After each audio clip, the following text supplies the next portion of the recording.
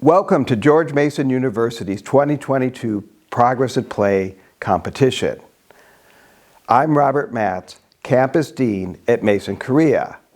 We're excited to offer this competition for the second year in a row through the generous support of our sponsors, NCSoft and Genji Global Academy. The Progress at Play competition is organized by our computer game design faculty. Our goal is to take teaching out of the classroom and suggest and inspire the many ways that future leaders and students can use their skills in computer game design and the digital arts to address today's most challenging social issues. This year, we're opening up the competition to middle school, high school, and university students in Korea and around the world. So whether you make animations, draw comics, create computer games, whether you do it as a hobby or as a path to a future career, this is your chance to showcase your work and win a prize. I hope that this recorded information session will guide you on how to submit your work and answer your questions. Good luck. 안녕하세요. 반갑습니다. 저는 한국 조지 메이슨 대학교 차윤선 대외협력 실장입니다. 먼저 2022년 소셜 임팩트 경진대회 응모에 관심을 가져주신 여러분 감사드립니다. 저희 한국 조지 메이슨 대학교 컴퓨터 게임 디자인 학과는 5월 16일부터 2022년 제2회 소셜 임팩트 경진대회를 개최하고자 합니다. 2021년에 시작된 저희 소셜 임팩트 경진대회는 교육, 환경, 보건 등 다양한 이슈를 애니메이션, 웹툰, 필름, 컴퓨터 게임 그리고 일러스트레이션으로 표현해 보다 많은 이들과 공감대를 형성하는 데 그 의의를 갖고 있습니다. 사회적 이슈를 예술로 표현하고 싶은 우리 국내외 청소년과 그리고 대학생 여러분이라면 누구든지 참여 가능합니다.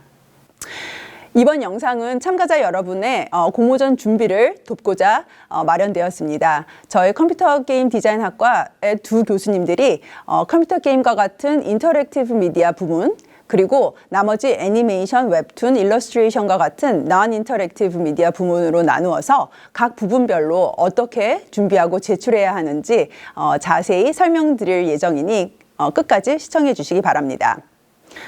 이번 경진대회는 NC소프트와 젠지 글로벌 아카데미의 후원으로 수상금도 마련되어 있으니 많은 여러분의 참여 부탁드립니다. 경진대회 일정 및 자세한 내용은 저희 공모전 웹사이트에 나와 있으니 확인 부탁드리겠습니다. 감사합니다.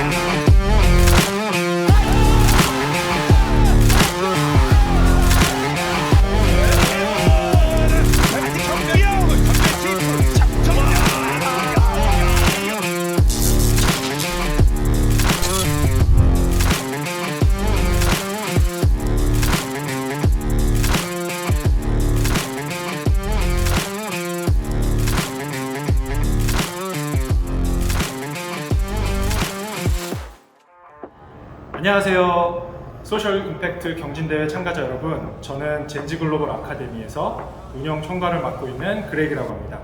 저희 젠지 글로벌 아카데미가 이번에 2회째 소셜 임팩트 경진대회를 후원하게 되었는데요. 글로벌 사회 이슈에 대한 여러분들의 생각을 미디어라는 매개체를 통해서 여러분의 언어로 표현할 수 있는 굉장히 좋은 기회라고 생각을 합니다. 저희 젠지 글로벌 아카데미도 여러분처럼 꿈 많은 학생들을 위한 게임 트레이닝 프로그램, 그리고 미국으로 대학을 갈 수 있는 대학 진학 프로그램, 그리고 여러분들이 e스포츠 산업의 일꾼이 되기 위한 경력 개발 프로그램 등을 운영을 하고 있습니다. 많은 관심 부탁드리고요. 이번 대회에서 좀 더 참신한 작품들이 많이 나와서 여러분들의 의견을 표현할 수 있는 좋은 자리가 되기를 기원하겠습니다. 감사합니다. Hello everyone, my name is John P. Doran, and I'm an instructor at George Mason University, Korea in the Computer Game Design program. My focus is on the technical side of game design, and for well over a decade, I've been helping people of all ages to create game projects, even for those that have no background knowledge whatsoever. Today, we're going to be talking about the Progress at Play competition and some things to keep in mind for those that are creating computer game projects. The Progress at Play competition is all about creating games that tackle the challenges of tomorrow. This is a fairly broad statement, but some potential ideas that people have used in the past have been challenges in regards to people's health and well-being, getting a quality education within the current climate, and climate action, though there are various other things you can feel free to consider. Coming up with your concept and having it relate to the themes of the competition will really help it stand out when it comes time for judging. And so with that in mind, I highly suggest that you budget time to research what it is that you would like to use as your theme, and use that to come up with several ideas before you settle on your final concept. Of course, one way that you can reduce this amount of research time is to actually use your personal life. A game that's based off of a personal story or experiences can serve as a foundation for your project. And with that in mind, I thought it'd be a good idea for us to take a look at some of the projects that were submitted last year to give you an idea of what others have done in the past. So here we have a game called Koroi, and it has a story mode kind of going on within it.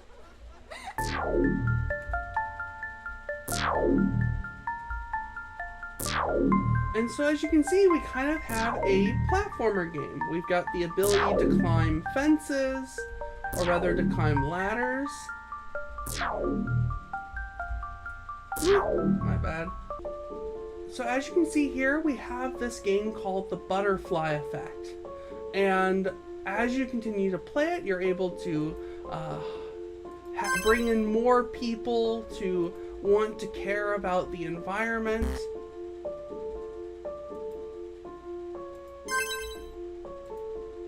And as you continue to play, the world gets better and better. As you can see right now, it's all full of pollution.